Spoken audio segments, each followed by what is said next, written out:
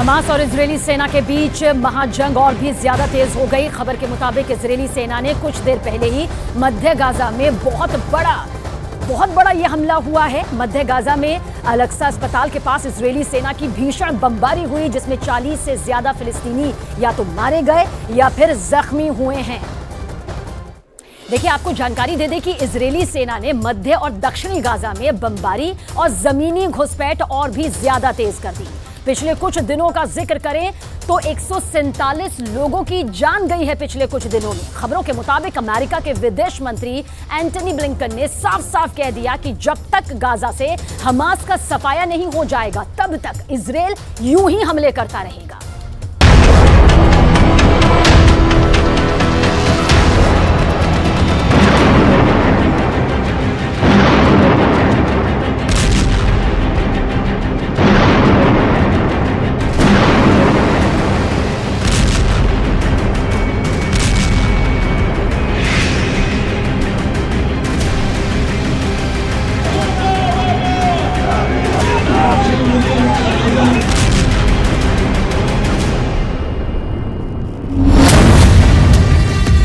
Hamas को मरना पड़ेगा, इजराइल को जीतना होगा।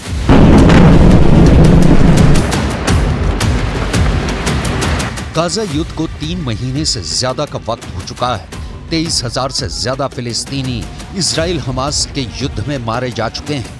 उत्तरी गाजा, दक्षिणी गाजा, मध्य गाजा और गाजा शहर में हमास के लड़ाके पूरा जोर लगा रहे हैं कि किसी तरह से इजरायली सेना को जमीनी युद्ध में हरा दें। लेकिन हाईटेक और घातक हथियारों से लैस इजरायली सेना बेरहम हमले कर रही है। हालात ये हो गए हैं कि हमास के टॉप कमांडर से लेकर आईडीएफ से मोर्चा लेने वाले हमास लड़ाके बहुत बड़ी तादाद में मारे गए हैं।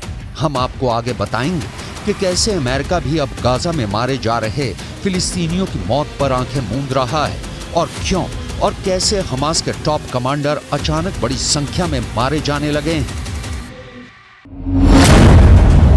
8,000 मार डाले, 37,000 मारेंगे।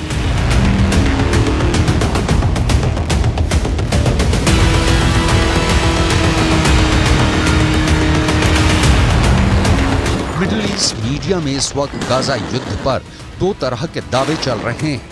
मिडिल ईस्ट मीडिया में यह खबर तेजी से उड़ रही है कि मिडिल ईस्ट और पश्चिम एशिया में मौजूद कई मुस्लिम मुल्कों ने अंदर ही अंदर हमास को घातक धोखा दिया है, जिसकी वजह से हमास अब गाजा में बुरी तरह से हारने लगा है। हमास चीफ इस्माइल हानिया और टॉप कमांडर याहिया सिनवार को भी अंदाजा नहीं था कि तुर्की जैसे मुस्लिम मुल्क हमास से गद्दारी करेगा।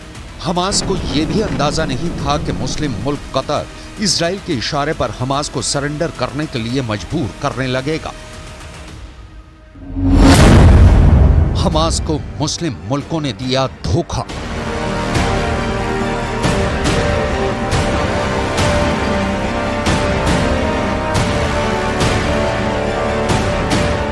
हमास के कमांडर अबू उबैदा का दावा है कि कतर ने एक समझौता हमास के सामने रखा था, जिसमें कतर कह रहा था कि अगर हमास हथियार डाल दे और इजरायली सेना के सामने सरेंडर कर दे तो इजरायली सेना हमास के लड़ाकों और कमांडरों की जान बख्श देगा।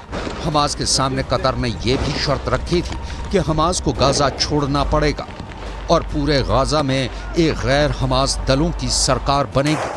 लेकिन हमास ने कतर, अमेरिका और इजराइल के सरेंडर समझौते को न सिर्फ ठुकरा दिया बल्कि दिसंबर 2023 से 9 जनवरी 2024 के बीच कम से कम 10 बड़े हमले इजरायली सेना पर किए हैं। जरा देखिए हमास की मिलिट्री विंग की ये वीडियो, जिसमें हमास के लड़ाके इजरायली सैनिकों पर रॉकेट से सीधा हमला कर रहे हैं।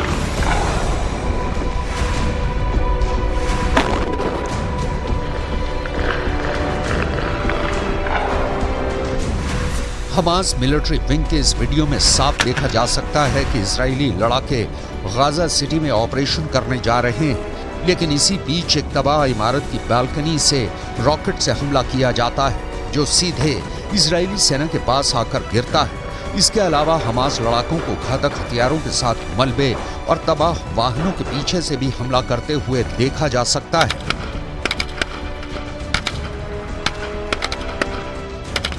हमास इस वीडियो से ये साबित करने पर तुला है कि हमास अभी पूरी तरह से जिंदा है और इजरायली सेना को भारी नुकसान पहुंचाने में सक्षम है।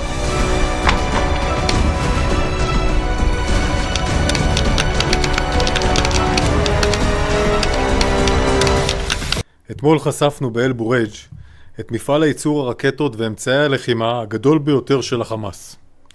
במהלך הפעילות המבצעית להשמדת התשתית התת-קרקעית של המפעל, נגרם פיצוץ כתוצאה מירי טנק שזיהה מטרת אויב בשטח. ככל הנראה, פגז של הטנק פגע בעמוד חשמל סמוך שגרם להפעלת המטען.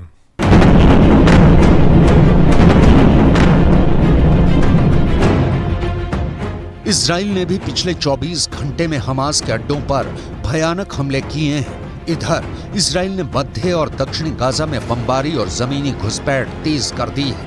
रात भर हुए हमलों में दर्जनों लोग मारे गए हैं, जिनमें राफा शहर में एक ही परिवार के 15 लोग मारे गए हैं। फिलिस्तीनी प्रशासन के मुताबिक 23,000 से ज्यादा फिलिस्तीनी 3 महीने से ज्यादा की जंग में मारे जा चुके हैं। हैरानी की बात तो यह है कि अब अमेरिका भी कहने लगा है कि जब तक हमास सरेंडर नहीं कर देता या फिर हमास का सफाया नहीं हो जाता है, तब तक इजराइल युद्ध नहीं रोकेगा। यानी अमेरिका कहना चाहता है कि चाहे भले ही इजरायली हमले में और ज्यादा फिलिस्तीनी मारे जाएं, लेकिन अब इजराइल पर युद्ध रोकने के लिए दबाव नहीं डाला जाएगा।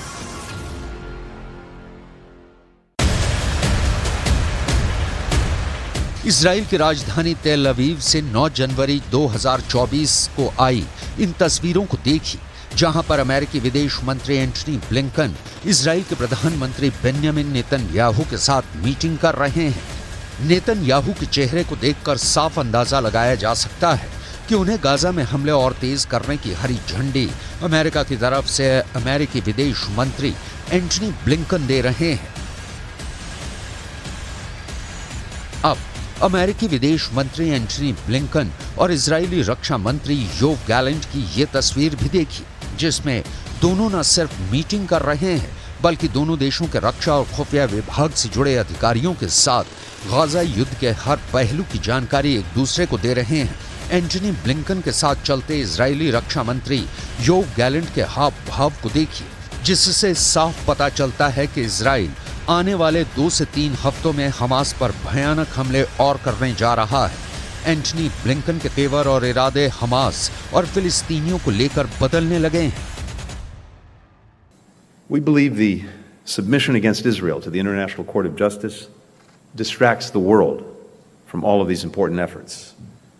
And moreover, the charge of genocide is meritless. It's particularly galling given that those who are attacking Israel, Hamas, Hezbollah, the Houthis, as well as their supporter Iran, continue to openly call for the annihilation of Israel and the mass murder of Jews.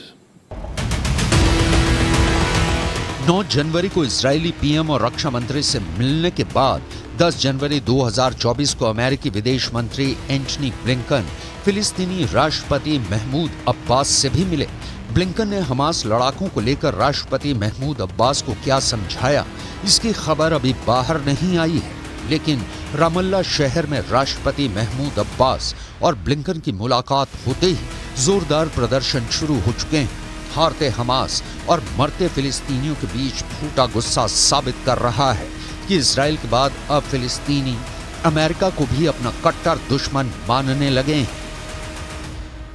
نطالب بالسلطة الفلسطينية بقطع العلاقات كلها مع الأمريكان ومع كل من يدعم هذا الاحتلال في حربه ضد الشعب الفلسطيني.